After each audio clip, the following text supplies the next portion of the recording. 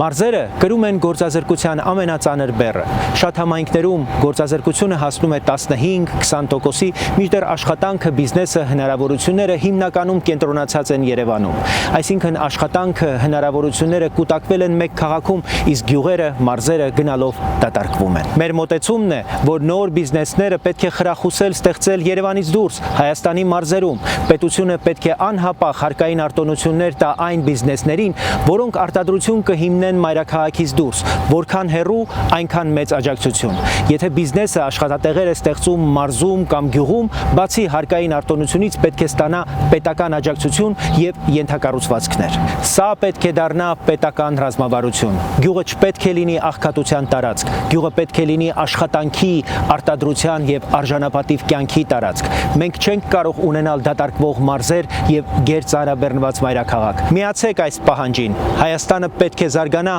ամբողջ իր տարածքով։